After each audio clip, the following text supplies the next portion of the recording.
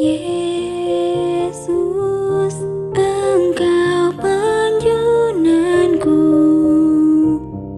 pelita hidupku. Shalom sahabat penjunanku, pelitaku yang kekasih. Selamat malam. Sebelum kita mendengarkan dan merenungkan firman Tuhan, mari bersama-sama kita memohon pimpinan Tuhan dalam doa. Bapa yang penuh kasih, Bapa yang kami kenal di dalam nama Tuhan kami Yesus Kristus.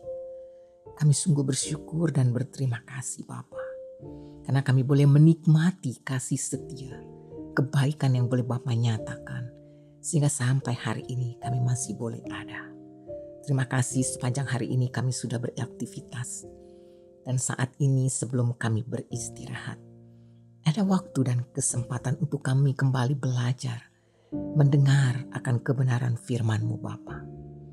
Firman yang sungguh boleh menghidupi kami.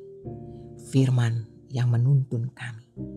Firman yang membukakan mata hati kami untuk melihat kasih setia, kebaikan, dan kemurahan-Mu ya Bapa. Berbicaralah Bapa.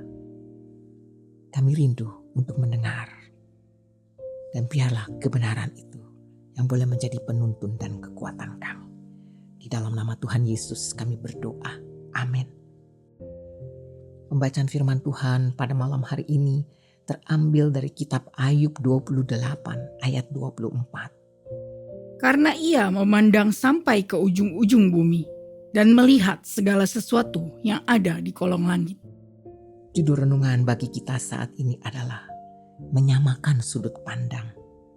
Sahabat yang kekasih, di dalam bukunya God's Eye View, Tommy Tenney menggambarkan tentang kekalutan seorang anak kecil ketika harus masuk lift.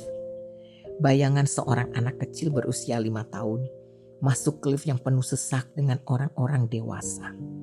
Pastilah ia akan merasa kalut, cemas, takut, dan bingung. Karena hal yang bisa ia lihat hanyalah kaki-kaki orang banyak yang ada di dalam lift. Kebingungan dan rasa takutnya segera hilang ketika sang ayah menggendong dirinya dalam pelukan. Apa yang membuat anak ini tenang?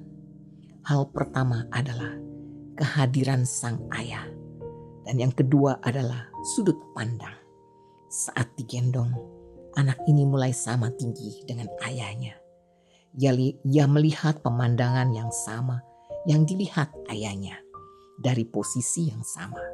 Dengan demikian, ia tidak lagi melihat kaki-kaki yang bermacam-macam dan bingung dengan semuanya itu. Ayub telah belajar melihat setiap situasi yang terjadi di dalam hidupnya dengan mengakui dan belajar melihat dari sudut pandang Allah melihat dunia ini. Karena itu, sudut pandang kita harus disesuaikan dan disamakan dengan sudut pandang Bapa Surgawi kalau kita mau mengalami kehidupan dengan tenang dan nyaman.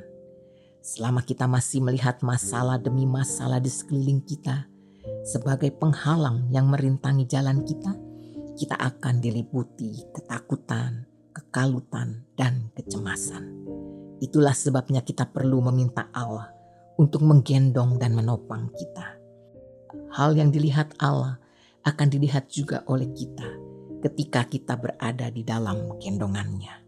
Sahabatku, izinkanlah Allah menopang dan mengangkat kita tinggi supaya kita melihat sudut pandang kehidupan kita seperti sudut pandang Allah melihat bumi ini. Dengan demikian, kita akan mengetahui sudut pandang Tuhan tentang dunia ini dan segala macam permasalahan yang ada di dalamnya. Mari kita bersatu di dalam doa. Ya Bapa, angkatlah kami lebih tinggi agar mata kami bisa melihat dunia ini seperti cara Bapa melihat. Berikanlah kami hikmat dan kebijaksanaan bagi setiap kami untuk melihat semua persoalan yang ada di kehidupan kami di dunia ini dengan menyamakan sudut pandang kami dengan-Mu ya Bapa. Sehingga kami dapat menjalani hidup kami dengan kedamaian dan ketenangan bukan di dalam ketakutan, kekalutan, dan kecemasan. Sertailah langkah kami, bawalah kami hidup di dalam jalan-Mu. Berkatilah kehidupan kami anak-anak-Mu. Pulihkanlah setiap hal yang tidak sesuai dengan kehendak-Mu. Terima kasih ya Bapa.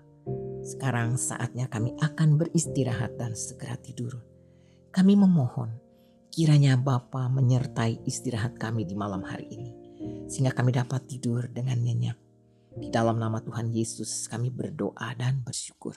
Amin.